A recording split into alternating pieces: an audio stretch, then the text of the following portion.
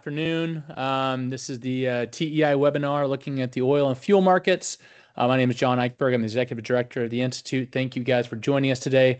I know we have quite a few more people registered, and they will join us as soon as they get on board. But there is so much going on in the market that we wanted to make sure that we brought some insights to our audience about what's happening today, what's likely to happen, and what we need to be keeping an eye on for. Very, very fortunate at TEI to have the support and participation of what just happened? We just went to a spotlight view. Sorry, it's all right. I'm doing that because you guys are the only ones talking. Okay. Sorry. I'm sorry, everybody. I'm talking along, and all of a sudden I have a really big head of Denton Cinquegrana on my face, and it made me startled me. Terrible. If you haven't met Denton, he's a lot bigger than I am, a lot taller than I am, and intimidates me. But as I was saying, we are very fortunate to have within the TEI community incredible support from organizations that really know what's going on. And today we're featuring two of them. We have S&P Global with Denton Chowdhury, and then OPIS, Oil Price Information Service with Denton Cinquegrana. These two individuals have been my go-to for a long time about what's going on in the market. If you think back to beginning of April, Denton and I shared a stage in Chicago at the NAC State of the Industry Summit where he spoke about the oil markets. And a week later, Debnil joined us at the TEI annual conference and spoke about his view of the oil markets. And at that time, so that was the first 2 weeks of April, 2 or 3 weeks of April, at that time, they both said, well, today, this is what we see, but if this continues for a prolonged period of time, our views might change. We may become more concerned about different elements. Well, now we're 4 weeks later, and we thought it'd be a good idea to check back in with them and find out what's going on. So I'm not going to waste any more time. I'm going to go ahead and kick it off. I'm going to turn it over to Denton Cinquegrana with the Oil Price Information Service to talk about what's going on domestically refined product markets. When he's done, we'll kick it over to Debnil to talk about the global oil market, what we're seeing there, and then we'll open it up to a conversation. If you have questions, if you have comments, please use the chat feature. With maybe 100 people on the call at some point, we're not going to open up the mics. We will moderate the chat questions after they're done with their opening presentations. So with that, Denton, it's all yours, man. All right. Well, thanks, John. It's always a pleasure to join you. And my former colleague, Debnil. We both have the same initials, so I don't know if anyone picked up on that too. So, but I do have a handful of slides here, so let me throw these up here real quick just to kind of let you know what we're thinking and what we're seeing out there. So basically the current climate for petroleum markets, it's been pretty hot. Not like it is here in New Jersey after yesterday when it was pushing 100 degrees. It's barely 60 degrees today. So here we are with prices moving back up after a sharp drop yesterday. So just kind of we're in week 12, I think it is, maybe even week 13. I've lost track. So, but quick look at what the price of Brent crude oil futures have done and just some sort of events that have kind of taken place around there. A couple of weeks ago, we thought there might be an escalation, and that was kind of prices moving back higher. Yesterday, there was talk of a great deal being talked about and probably agreed to very soon. Market collapsed, dropped about $5 a barrel for both WTI and Brent, and has recovered some of that, maybe about half of that through midday today. Hey, I'm sure Debnil will get more. Hey, Denton. Yes, sir. Real quick, you're showing your presentation slide, so we see both your current slide and your next slide up. Oh, okay. So I want to share a different screen. Okay, cool. That way it makes it a little bit bigger on the screen for us. Thanks. Yep. Okay. Better? Still your presenter's view. Oh, okay. If you have multiple screens, that makes it tough sometimes. Yeah. There you go. Perfect. Thanks. All right, cool. Awesome. Sorry about that. So and I'm sure Deb will talk a little bit about the price of oil and the kind of global impacts as well. But really, when I was at SOI, I said I wasn't concerned about gasoline supplies in the United States yet, and now I'm starting to get there. We've seen gasoline inventories draw 14 weeks in a row, some 45 million barrels coming out of storage in the United States. Some of that at the beginning, you could say in February and early March, was terminals kind of kicking out high RVP gasoline to make room for the low RVP summer grade gasoline, but it just continues to decline. Diesel, on the other hand, we've really been operating at these low inventory levels for much of the past 5 years, really since the Russian invasion of Ukraine, since 2022. Diesel has been kind of going hand to mouth. Gasoline has always been really in plentiful supply throughout most of the country. Now, granted, there's a few hot spots where supply gets a little bit tight from here and there, but it's starting to shape up to be pretty tight, just about everywhere. A lot of that is because obviously demand has really not come off as much as you might think in the face of high retail gasoline prices, but also we're exporting a lot of gasoline throughout the world. And that's always kind of been the case, but it is a bit elevated as far as exports are concerned. But that 214 million barrels of gasoline in storage, that's the lowest since May of 2014. So, yeah, I'm starting to get a little bit concerned about gasoline supplies, especially as we get into Memorial Day weekend and the start of the summer driving season. But we're going to continue to be a significant exporter to the rest of the world. So you can see that jet fuel, that little top blue band, has really kind of taken off. And I'm sure you're seeing the stories about how European jet fuel supply is really compromised right now because of the closure of the strait. So we're going to be sending a lot of jet fuel that way as well. Gasoline goes a lot to Latin America, South America, and the same with distillate, the diesel market. So you're starting to see, really strong exports of U.S. refined products. So get more downstream here. Life during wartime, for all my Talking Heads fans out there, we're really starting to see some impacts here, particularly on gross rec to retail margins. Before the war started, we were about 37 cents. Now we're down to about 35-cent average, 33 cents. I'm sorry. That margin has been very, very volatile on a daily basis. There have been some days where it's been upwards of 15 cents a gallon nationally, and days where today, because you've seen a sharp drop off in futures and wholesale prices over the last 24 hours, but a slight bump in retail gasoline prices, those margins are up to about 55 cents nationally. This is gross, of course, but margins have been very, very bouncy.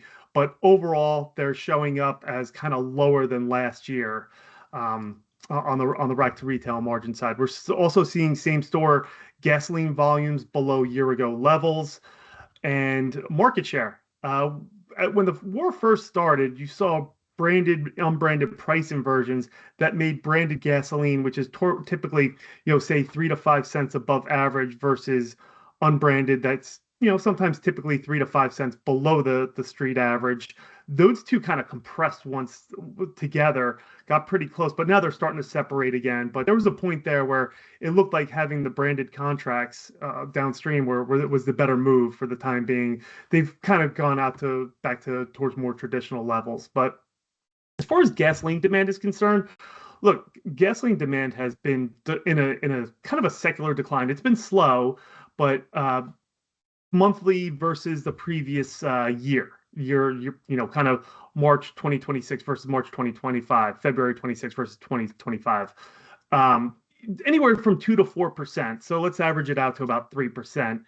March was down about 5.5%. Same with April. That's the demand destruction we're kind of looking for due to the high price. So you could make an argument that it's about 2.5% demand destruction due to the high prices. May, that's only about 10 days of data. So I think that number will kind of come back towards that 5.5 to 6% area versus a year ago, versus May of 2025, when all is said and done, once the month comes to an end. And so looking at kind of rack to retail margins on a daily basis, you could see the 2026 black line is a lot more volatile, even though the 2025 move was pretty volatile as well. But I think there's a lot more peaks and valleys in 2026. So on a year-to-date basis, at this point, the 2025 average was about 36 cents. Now we're down about 2 cents cheaper. For the full year in 2025, the gross margin was about 37 cents a gallon. That was the same as 2024. So I'm wondering if gross rack to retail margins on a longer term are starting to kind of flatten out, and retailers have kind of gotten as much as they can out of margins. And then finally, just kind of wondering, do we have a precedent for what's happening today? This is just taking the retail price versus WTI futures, and you can see I spelled futures wrong. That just goes to show that I didn't have AI do this. That's what everyone here means to me. I'm doing this for you guys. So that's my own typo. So I apologize for that. But you can see, there's a real move with WTI. And if you just replace WTI with Brent, you'd probably see the same trend, just with Brent about $4 to $5 a barrel higher. So but we do have a precedent for that, and that's 2022 when the Russia invasion of Ukraine. You see futures prices go up, and then the WTI price go up first, and gasoline prices really follow. But once we peaked in probably mid-June or so on the futures market, things really started to normalize from a price standpoint. Now, do we get the same thing this year? I'm not so sure, because this supply shock is really kind of nothing like we've ever seen before. And I know it just sounded like the president there, but yes, while 2022 did offer a bit of a supply shock, it's nothing like what we're seeing today. So it's hard to say that this is the exact same precedent or the exact same trajectory that prices will go on. But again, it's going to be one of those things where, kind of stay tuned. But as long as the Strait of Hormuz remains closed, buyers are going to get desperate for oil and refined products. So you have the tendency, or you have the chance of seeing even higher prices. And the retail average peaked at 501 in June of 2020, 501.6 in June of 2022. I think we're going to challenge that again, and probably in the next couple of weeks, with Memorial Day coming up. Based on some of the demand data I've seen so far for this week leading into the holiday, demand looks pretty solid. And just kind of a statement in my theory here is that, look, at the end of the day, we're Americans. We have plans. We're not going to deviate from them plans. Say, I rented a beach house or a lake house. I rented this house for Memorial Day weekend, for a long Memorial Day weekend back in January. Well, I don't want to change my plans. Gasoline prices be damned. I'll figure it out after my trip is over. It's like when you go on vacation, you have a budget for it, you blow it out and say, you know what, I'll figure it out on another day. So I think what's going to happen is we'll see solid demand for Memorial Day, but the aftermath of that demand is really going to probably take a hit as we get into June, especially if prices remain elevated. So that's all I have. That's just a handful of slides I went through. So I am going to stop sharing and kick it over to Debnil. Actually, I'm going to interrupt as the moderator's prerogative. I have a couple of my own questions before we move on to Debnil. So first of all, you indicated you're becoming a little concerned about gasoline supply domestically. But you also mentioned that we are exporting quite a bit of refined product and exporting jet fuel. And we know that in a global market, price is a signal that we need supply. And so supply often follows price. For those who don't quite understand the dynamics of the market, how do you explain if we're getting short on supply while we're still exporting? Sure. So again, how does fuel move throughout the United States? Through pipelines. Mm-hmm. Pipelines have a finite amount of capacity to move products. So I would say, so for example, let's use the Colonial Pipeline. It goes from Houston all the way up to Linden, New Jersey, just south of Newark Airport. That only has a certain amount of space to move product. And again, we're just using that one. There's other pipelines out of the Gulf Coast too. But again, once you reach the point where all that pipeline space is filled, you still have extra barrels. So what are you going to do with those? You're going to put them into storage if we're not exporting. And then storage will build up and build up and build up. Now you still have those pipelines moving, but your storage continues to fill and fill and fill. You reach a point where, okay, our pipelines are full, our storage is full. We have no place else to put it. So now we have to reduce runs. So exports are a terrific outlet for when when supplies are oversupplied, if you will. But they're also a necessary outlet, even at times like these. Okay. The other question I have is just kind of more of your personal observation. So I've had debates over the years about is demand truly elastic relative to price? Most of our travel is non-discretionary. You got to go to work, you got to take kids to school, run errands, all those things. But you indicated that we're looking at 2 to 2.5% demand destruction that could be attributed to high prices. From historical trends, do you see a correlation between actual demand and price increases that we might be able to learn from as we start observing this market condition? Yeah, on a week-to-week basis, it's just a little too noisy. But when you look at it monthly, like the chart I had there, on a monthly basis, it really does start to show up price relative to demand. So too noisy on a short-term basis, but as you kind of stretch out, it does get a little bit more clear. Kind of saw the same thing in 2022 when prices moved up, and it's like you said, John, it's the discretionary driving that does take a back seat, pardon the pun, to kind of the more necessary. Look, I have to go to work. I have to do this. I have to do that. These are kind of non-negotiables in my life. And so, hey, you know what? And this is why the weekly gets a little too noisy. It's like, well, you know what? I'm down. I'm down to almost E. I have to do something. Let me just throw $20 in, and just maybe that'll get me through the next couple of days. It's like my Memorial Day vacation kind of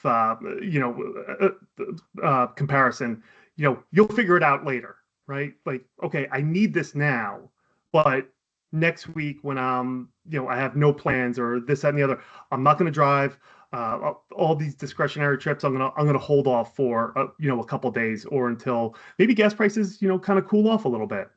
Yeah, thanks, Denton. When we've looked at this historically as well, we noticed that when prices go up, people tend to buy fewer gallons at a time. They are actually, they don't know this what they're doing. They're hedging their purchases. Yep. And trying to save a little money here and there, but you're right, miles traveled is a lot of it's non-discretionary. So it's going to be interesting to see how that plays out the next few weeks. To that point, real quick, one of the things, and I'm sorry, I'm kind of hijacking this, and I can't wait to hear what Debnil has to say. So always love his takes and insights. But hearing kind of the same thing from a retail station perspective, where some stations are saying, hey, I'm only going to fill my tanks halfway to play the market. So, for example, yesterday, RBOB gasoline futures were down like 20 cents. So wholesale prices got down. Well, guess what? If I'm half full on my underground storage tanks, maybe I fill them up all the way because there's a price decline coming. Right. So, not only are us as drivers doing it and consumers, the end user, some station owners are doing it as well. Okay, thank you. That's very, very helpful, and we'll turn to you for a Q&A at the end. But now we'll turn over to Debnil Chowdhury. I've asked Debnil to come in and kind of take a more of a global perspective of what's going on in the oil market. So, Debnil, it's all yours. Yeah, thanks. So a lot of what I'm going to say is not very different from what Denton just said, since we, worked together for 7 years. It's not surprising, but I'm going to go into the globe and a little bit on the U.S. as well. But really, the main point here is that there's a huge amount of uncertainty still. The Strait is still not open yet. This is when you look at what's transiting through the Strait of Hormuz when it comes to crude and products. We're nowhere near February numbers, and this is probably one of the things when I presented a month ago in Fort Worth, the TI conference, that there was a lot of uncertainty of whether or not it would be open at this point or not. And I'd say that most of the market was hoping that the Strait would be open by now, and that's just not happened at this point. So one thing, the theme of my presentation is more around the era we're in right now. And pricing in the U.S., sometimes it's very dictated by domestic issues, where demand is, where supply is, where inventory is. But now it's really being driven by external forces. I think most people would agree with that at this point. But there are things happening, like Denton mentioned, with inventory getting low, that are now starting to actually cause the fundamentals in the U.S. to be tight. So when you look at our views on recovery timelines, this is going to take a while. It's not like, if everything is peace is reached and Iran decides to, not develop their nuclear weapons anymore. Even with that type of deal, we don't have, on the upstream side of things, the crude side of things, we don't even have the market reaching the 80% number of pre-war flows until kind of around this time next year, right? So almost a year from now. And that's just because there's been so much damage to a lot of the infrastructure. And we don't get back to pre-war levels until the summer of next year. When it comes to products will come back quicker. There hasn't been as much damage to refining infrastructure as there has been to crude infrastructure. So we do believe that will come back a little bit quicker. But when you kind of look at some of the major Asian importers, and the reason this is important for a U.S. audience is that, with the shutdown of, 20% of our capacity in PAT 5 the last 20 years, refining capacity, we are becoming dependent on Japan, Korea, and India for barrels, right? And if these countries are not able to get crude, then their ability to export product to us is also limited, which is why the Jones Act is so important right now to be able to supply barrels to California, and even barrels moving from like Washington into California, right? Like that's something I think people haven't watched close enough, but that's happening as well. But really, when you look at this chart, Japan has started to recover. They're getting more and more crude from other regions like the US, same with South Korea. India wasn't impacted as much, but really it's China, right? Like, so if you think of relief valves for the issue we're facing with the Strait of Hormuz being shut down, it's really China importing less and the US exporting more. And I have a chart on that here in a second. But when you look at what's actually trapped in the strait, right now it's mainly crude oil, right? So once the strait is opened, it will have a big relief on crude oil prices. But what we're telling our clients is that the refined products cracks might stay elevated longer than the actual crude price. And that's just because there's not actually a ton of refined products that are constrained in the strait at this point. So we're really pulling from inventory at this point to meet demand needs. And when you look at the three major products, it is impossible through higher refining runs to replace the fact that we've lost this much waterborne trade for diesel, jet fuel, and gasoline, right? So really the only way we are kind of balancing the market, and Denton mentioned, we're not really seeing demand impacted greatly at this point yet in the US, which is the largest gasoline market in the world. This is problematic, right? And we just can't run refineries hard enough globally to replace these barrels. So what's happened so far, and I think everyone can agree that, hey, a year or two ago, if you said that the Strait of Hormuz was going to be shut down for 2-3 months, we'd have crude prices that are probably higher than we've ever seen in our lifetimes before, and that's not happened. Part of it is that China had built a huge safety net to where they have been importing less and less and also drawing down their inventory. And then at the same time, the US has been exporting a lot more. The issue with this is that we're getting to a point to where the US can't really physically, because of dock space and also inventory constraints, we can't really export anymore, right? So that relief valve is starting to flatten. China can import less and less, though. They can, and China is different than other countries to where they can control their demand in a much more methodological way through government controls than a country like the US could. And I think they proved that during COVID. But when it comes to high frequency indicators, US crude inventories are probably the most watched, right? Like when it comes to the crude market, it's probably the most watched data point. And we are now finally really starting to see commercial crude stocks plummet, right? Like things were high. People are saying, oh, this isn't showing up in the US. I mean, and this is what was one of the reasons why, we think that crude pricing hasn't really, gone up significantly higher than where we are right now. But it is now starting to show. And this commercial inventory crude stocks has fallen despite the fact that we're pulling so much from the SPR as well. So you see that chart on the right, the SPR is really starting to draw down quickly as well. So what does this mean when you kind of put these types of forecasts together for the world as a whole, not including China? We are really starting to draw onshore commercial stocks globally, right? So this is something that we use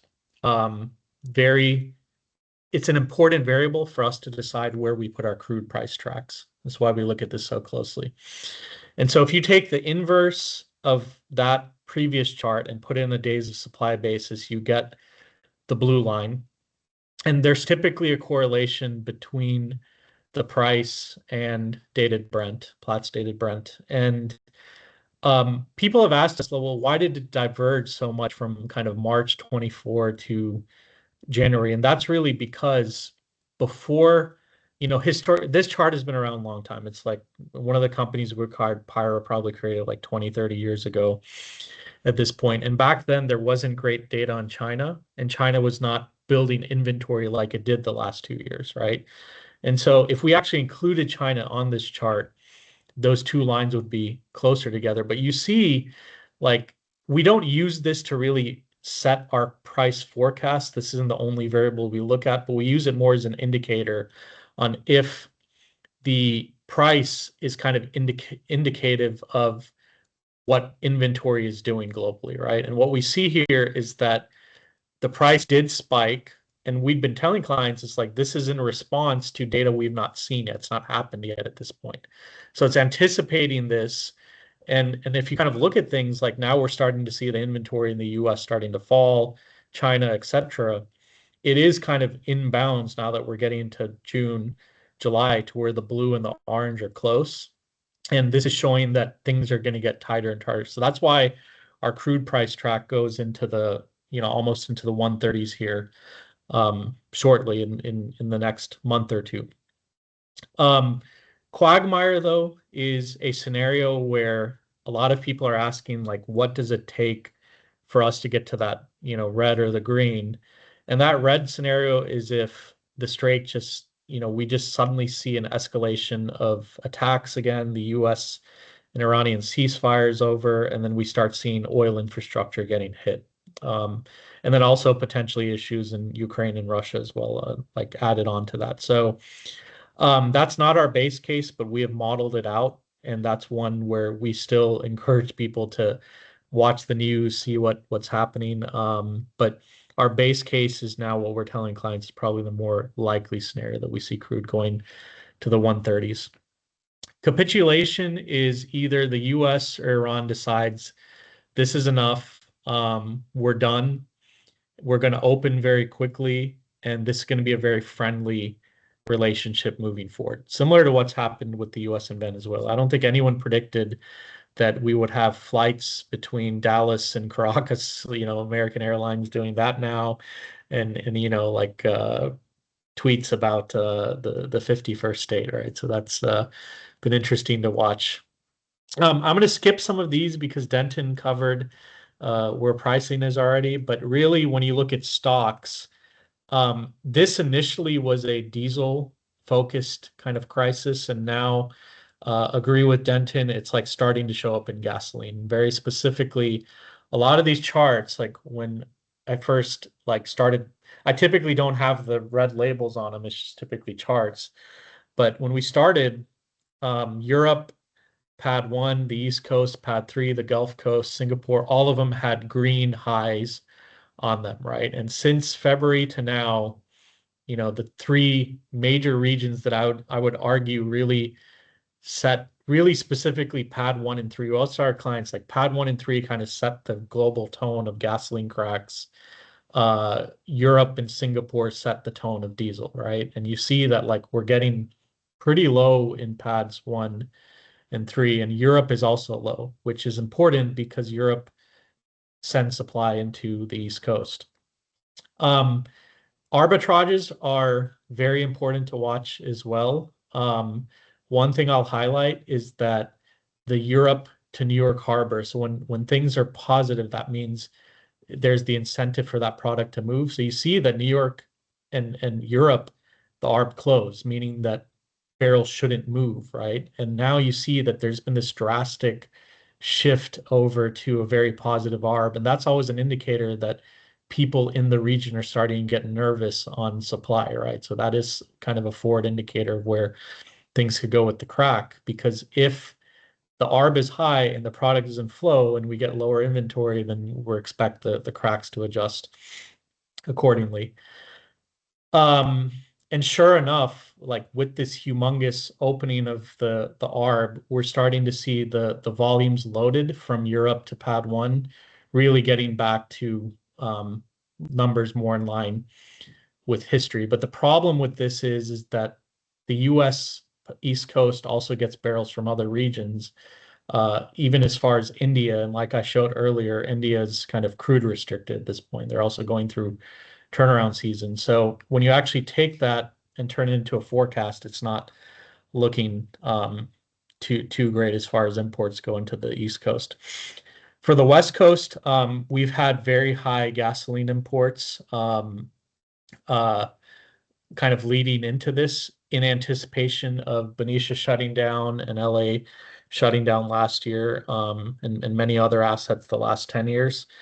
That's going to be the norm where Pad 5 is more dependent on other regions to meet its demand. But that is also collapsing as we're getting into May and June, because we just aren't seeing the loadings in Japan, Korea, and India that we were seeing kind of take place in January, February, and March. So it's kind of a lagging movement there. Agree with Denton as well on like where gasoline demand is going, right? Like you see that it's relatively, it's very strong before the crisis began, the chart on the left, the dotted purple line. But we are predicting that kind of June, July, with these higher retail prices that we're predicting, this is about 2% lower demand than where we were last year. I think almost the exact same number, Denton, you were mentioning as well for June, July. And, the question on if the price affects demand, our answer to that is yes, when you kind of look at the chart on the right. But it's not the outright price. It's a function of that, where it's more of the price as a function of disposable income. So the reason that that's important is we've had a lot of inflation since 2020. And we believe that, if you kind of work the inflation into it, we're actually not even reaching.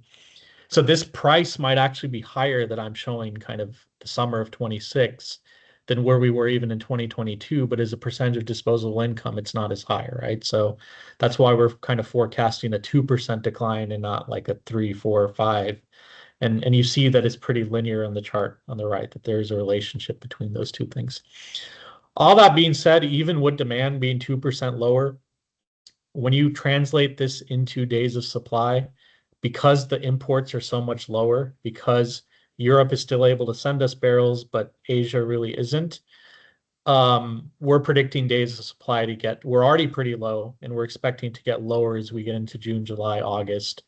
And we're not seeing the shift in yield required to make this market whole, right? So that's why overall inventory is going down, cracks are going up, and we have the retail price average for the US as a whole kind of continuing to increase and breach where we were even in the first couple of months of the Ukraine-Russia conflict back in March of 2022. So diesel, pretty similar story, but a lot of the indicators showed up earlier. We weren't as well stocked to begin with at the beginning of the war for diesel. That's part of the story. So all of these, when the crisis started, were either low or average anyways, and now all of them are low, except for the distillates in Singapore. And really, it's like I said, it's Europe and Asia that set more of the fundamentals for distillates, but you could also argue that it's Pad 3 now because it's the relief valve for the world. And you see that Pad 3 is very low. That means that we can't keep exporting massive volumes or continue to increase exports from the Gulf Coast. And kind of that being noted, like these ARBs were way more out of line compared to what I showed for gasoline, but everything has come a little bit closer back to the middle, right? But there's still this humongous incentive for diesel to flow from the Arab Gulf to Europe, and it's not happening because the strait is shut down. So that's why it's closed right now because the strait is shut down. That's why the Gulf Coast to Europe arb is so important. We have still not seen diesel demand fall off a cliff yet, though, in the US. We're not seeing the economic impacts of this to cause that to happen, but we are seeing, like, when you kind of look at where we were in March, we were kind of closer to 5-year high average types of levels. And as we got into April, May, June, we're starting to get closer to 5-year lows. So that is kind of concerning for anyone serving that market. And again, we have hit kind of record exports from the Gulf Coast, the chart on the right. We expect that to continue because it's needed to continue to supply the European kind of market and the Latin market. And you see the days of disposition, days of supply are also very, very low when it comes to diesel. So that's why we have very, very high crack spreads already today, and we expect them to go a little bit higher as we get into June, July timeframe. But we do believe that we're kind of reaching the bottom of inventory for gas oil. So if you kind of think of the spread between diesel and gasoline, things are getting narrower, right? Like gasoline prices are slowly rising. Diesel will probably start to fall as we exit the summer and enter the winter, which is not typically the norm, right? It's the other way around most of the time. But again, this is one where we already kind of breached the pricing that we saw during the Ukraine crisis versus gasoline. We haven't quite done that yet. We expect that to get a little stronger as we get into June, July timeframe. So I will end it there and leave some time for questions. Thanks, Debnil. That was fantastic.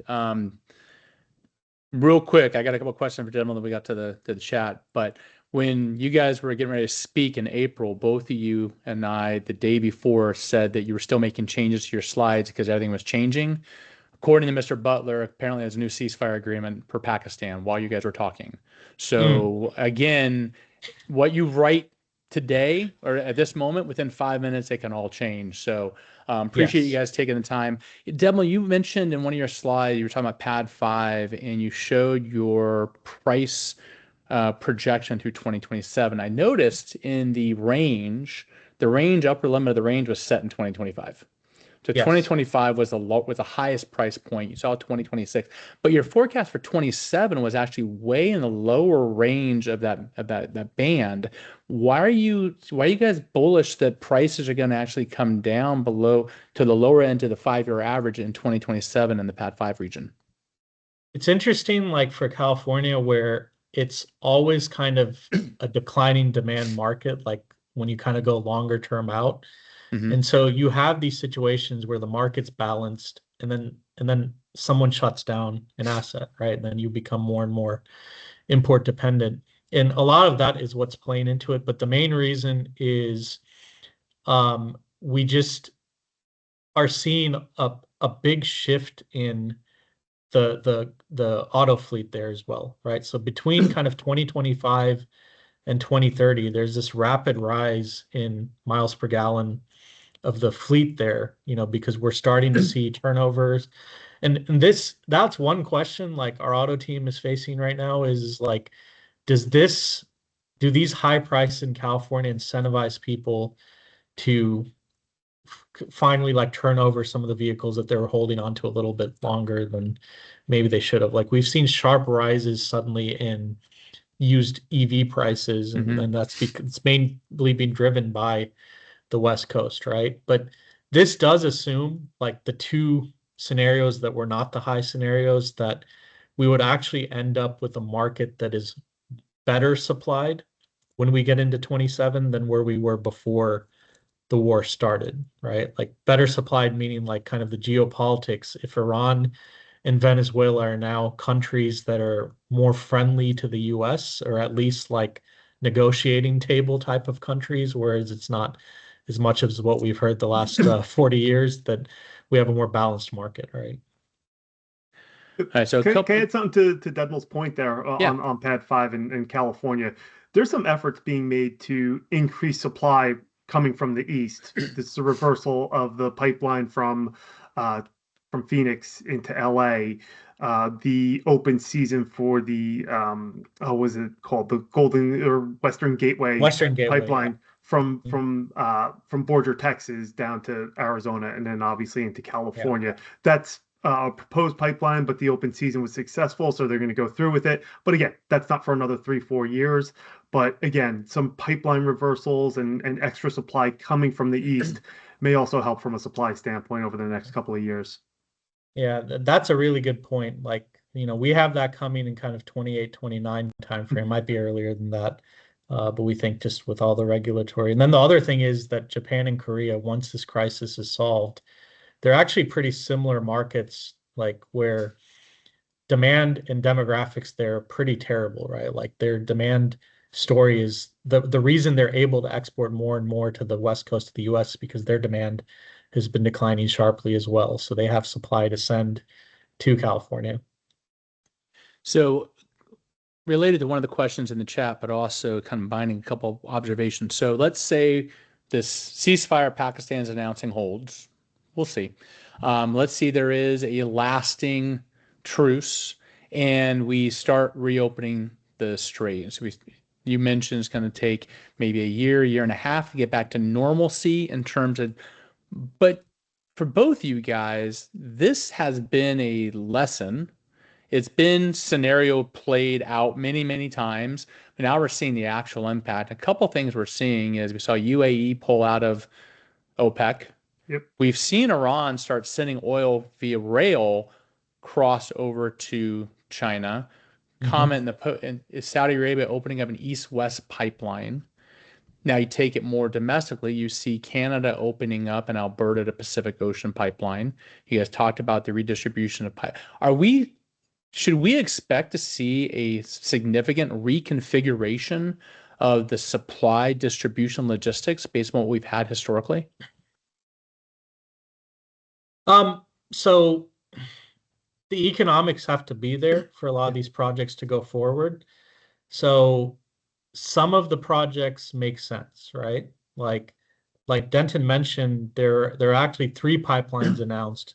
And when we do our analysis, like there's not enough space for 3 of them to be built, right? So maybe 1 for sure, maybe 2, right? But once you get to 3, it's too many, and it's like their kind of capacity is a bit overdone at that point. So, but it will, I think the main thing that this crisis caused is causing people to think more about their supply and where it comes from and trying to anticipate, like, okay, which regions are short, which are net importers, who are net exporters, and what logistics do we need to connect those 2 regions, right? Like we can't have, I don't think, like our opinion is that the Jones Act will not be waived forever, right? Like eventually it will not be a relief valve for this. So when that happens, I mean, this does kind of change like capital planning for like companies that were thinking we're going to spend X dollars on refining versus this much on midstream. It's like we might need to spend a little bit more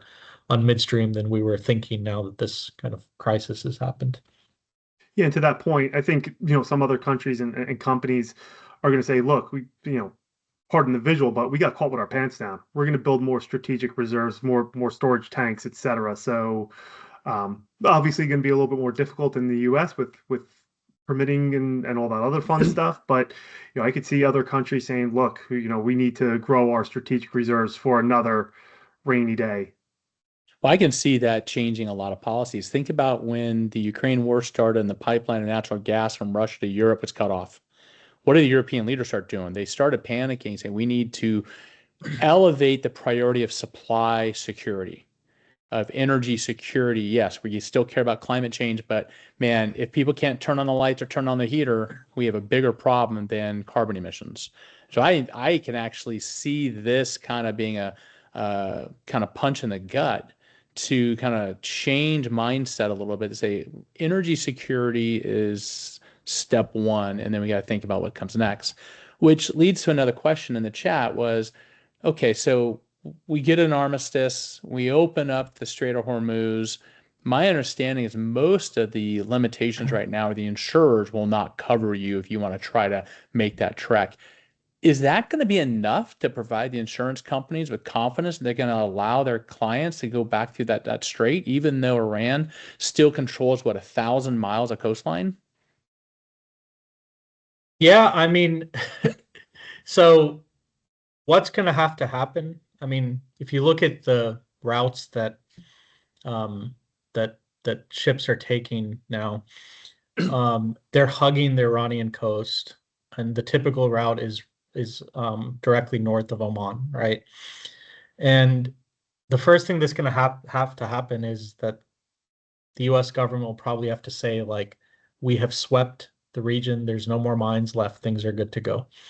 And it wouldn't just be the U.S. It would have to be probably multiple other countries saying that we're now okay transiting. And I think once that happens and you start seeing the first few ships like take the route that's closer to Oman, like the one that is normally taken, then things will open up. But we don't have that happening for even like probably about 4 to 6 weeks. So we have a timeline that we've developed that turned into that chart I showed earlier. So it's not going to be like a snap of a finger and everybody's going to start moving, right? There's going to have to be some assurances that it's safe. And then you'll see the insurance companies be like, okay, now we're fine providing insurance, things look good. And then, so it's not quick. This is like months for things to get moving again. Yeah, the announcement here is Debnil and I are starting our maritime underwriting company. So that's what we're going to be doing next. So yeah. We will strike that from the record.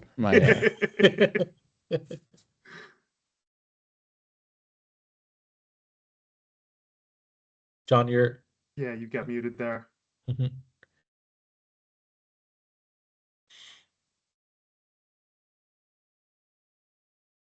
My microphone crapped out on me. Sorry about that, guys. So, I mean, we're at the end of the 45 minutes anyway. So the last question I have is, and it's in the chat as well. We saw the forecast for Pad 5 through S&P, and Denton, you pay attention to the retail market a lot. We've had situations in the past where the equipment was not prepared for the next price increment. Is there any scenario in which you could see us having to look at two numbers to the left of the decimal on price signs and dispensers in the next year or two? Yeah. So we're actually internally debating, like, how do we handle, $10 retail prices or $10 rack prices or whatever. But if that does happen, you would probably see retail go to half gallons. Yeah.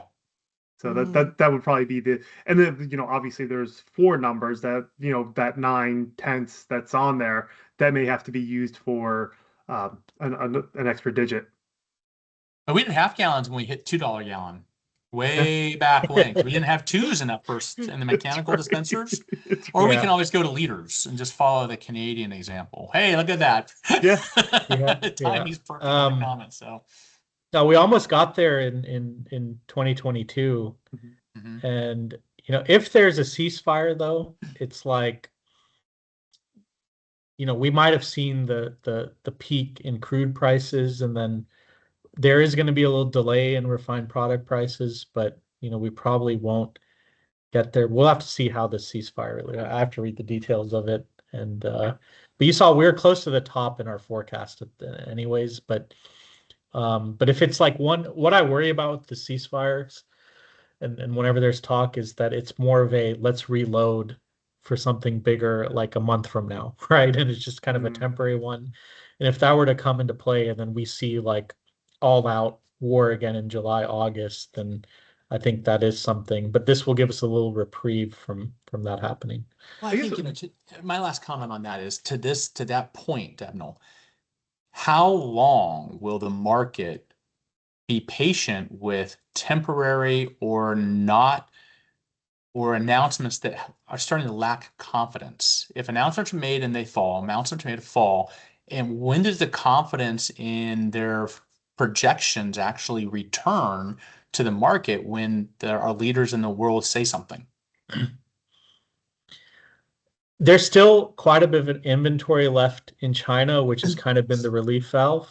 And the US still can export, the kind of this level until the summertime. That's why we think that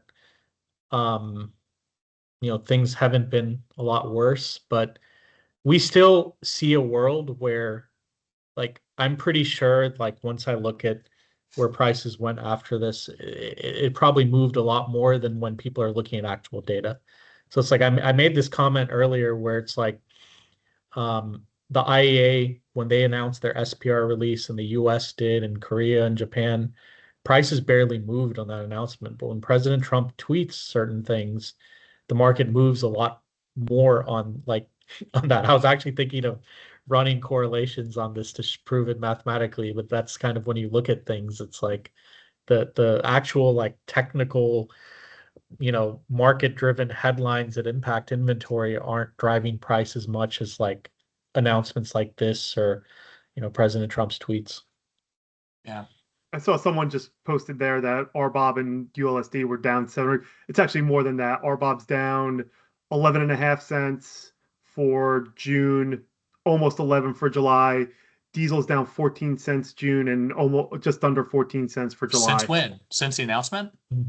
Yeah, since we've been talking, the WTI is down $1.75. Brent's down almost $2.50. So. This is why people have issues with trust, because the supply conditions have not changed at all. Right. It's all about what we think is going to happen.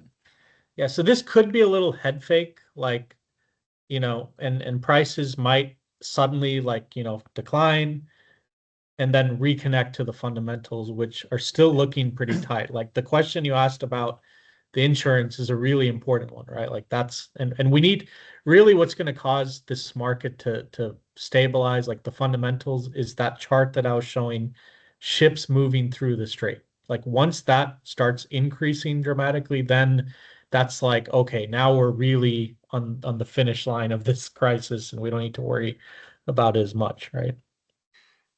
Could I just make one more comment and just something to think about as we kind of go forward and get through Memorial Day weekend and into June, and it may not be as huge of a deal here as the rest of the world, but the World Cup starts in a couple weeks. You might want to have some peace going on while people are trying to watch the matches and everything. So just something to think about, with some of these announcements and ceasefires and things like that. Well, yeah, I mean, the World Cup is designed to bring travelers from around the world. If jet fuel is completely unaffordable and flights are being canceled because the airlines can't afford it, that is a pretty significant impact on attendance and revenue for the World Cup. So yeah, I can see some motivation there. Gentlemen, thank you guys very much for joining us. Debnil, thank you for joining us during your family vacation. We appreciate you taking the hour to spend with us. And for everybody who dialed in, thank you for joining us. If you have any questions or looking for anything else from what TEI can do, please let us know. And we'll continue to bring you insight from smart people like the two on the call today. So guys, thanks again. Thank you, everybody. Have a great afternoon. Thank you.